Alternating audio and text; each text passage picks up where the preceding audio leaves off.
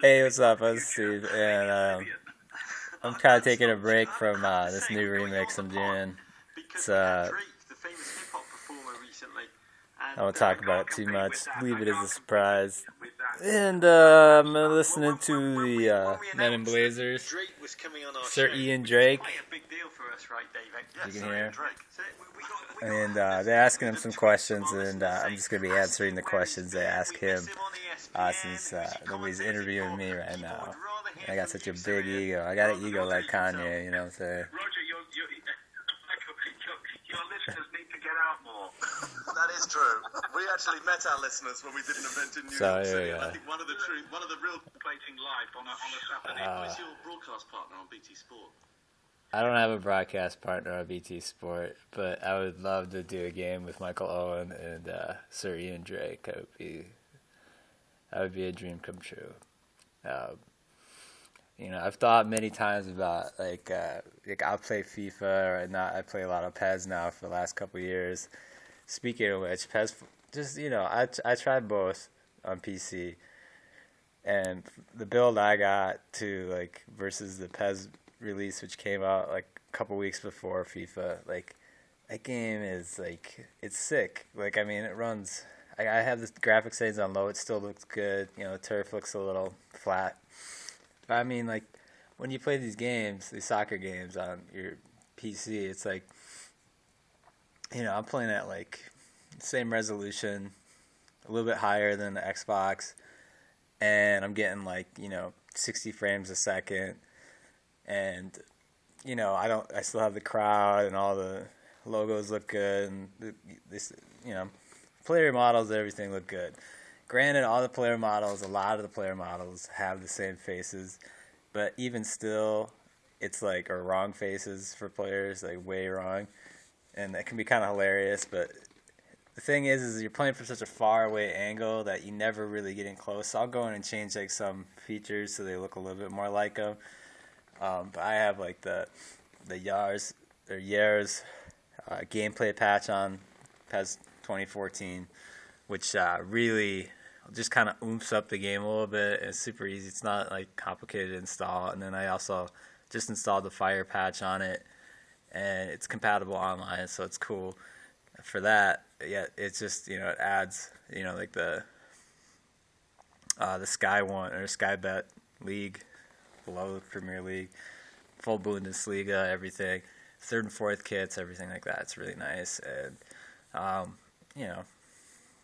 the one drawback I would say right now is like the faces, which a lot of people work on faces around the world. There's a lot of people who are dedicated to building stuff like that. But like I said, you can always change a couple things here and there, tweak a few things. It's not a big deal. But the gameplay is fantastic. You get fantastic goals, playing on professional now, and like games are really, really competitive, and it's fun. And I'm kind of taking a lot of time. I'm digressing on PES 2014.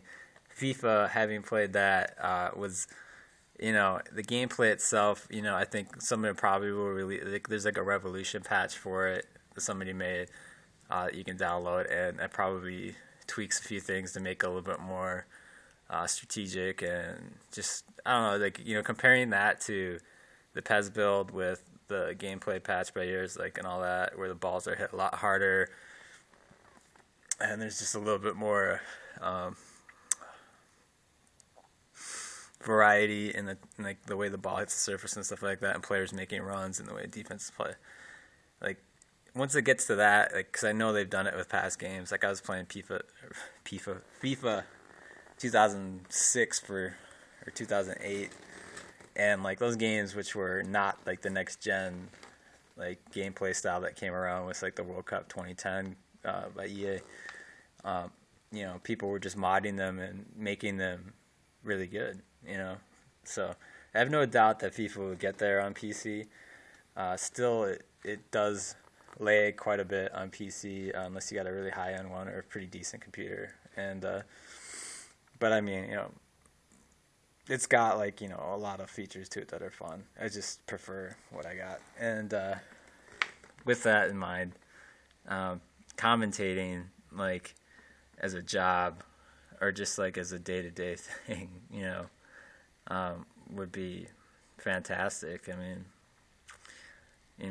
I love music. I love making stuff. I just really, like I'd sit there and I'd just like start commentating on the game.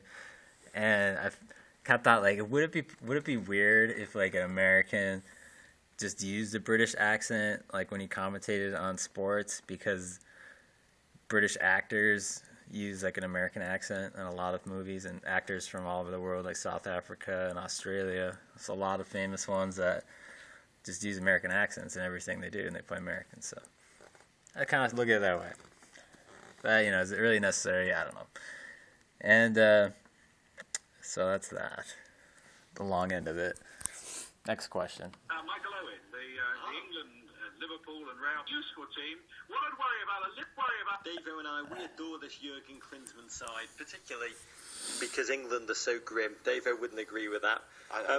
especially not to say that now. But, Anyway, but CONCACAF, it's a Well, basically, this question he's asking when he gets to, I have to skip ahead to it, but is how good this U.S. men's national team is, and that it's the difference between the women's national team and the men's national team.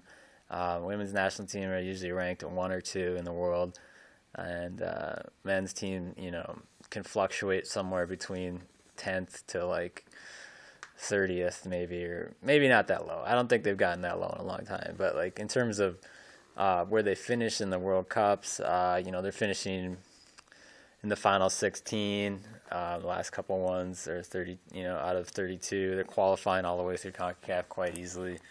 And this past year, with all the qualifications, they've used a lot of different rosters. They used a lot of different rosters for just going into like the Gold Cup, which they won. And, they're already qualified now, so that's good. So I think they're good. I haven't gotten to see, Dempsey, Donovan, Gomez, Beasley, all on the same side. And with Bradley, and then Stuart Holden got hurt, which is sad. Hope he gets well. Like, that sucks. It's just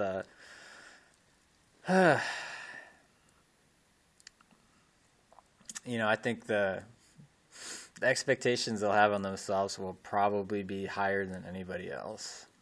I think that's fair to say, and I don't think that's always been the case where like they've gone into like when Korea and Japan hosted it, that team with McBride. I think a lot of people were Wolf, and who else on that team? I don't know, but maybe Lawless. No, but anyways, it was just, that was like when it became a spectacle here, I think, like, where it was like, for me, I remember getting up and going, being excited that other people were excited to watch them play, and like,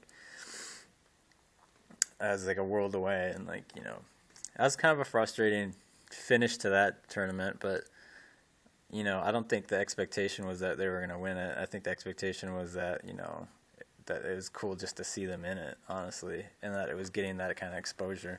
And now it's just like, like the hype machine for the World Cup, I guess I don't feel it as mainstream as it was then, but it's just kind of like, it's kind of still a ways off, and there's still some big events going on in sports before that. You still have all the professional sports here and the leagues here around the world too. So to say how good they are, I think you got to wait till like May, like February. You'll see like the return of, or you'll see some of these players that were maybe will go on loan, that are done with MLS, and just some more maturity from some of the younger players, and maybe some other players getting picked to come in that aren't on the radar right now. But the fact that they've already qualified definitely shows that, and Costa Rica are definitely, a good side that can cause a lot of trouble for teams, and we'll see. But then the next question was, what's your power ballad that you drive around in? I don't have a car, but if I had a car, I would definitely listen to this. And this would be my ballad. Let's see if it plays. This is Ryan Zeed. Let's see if it plays. It's a pitcher on a car.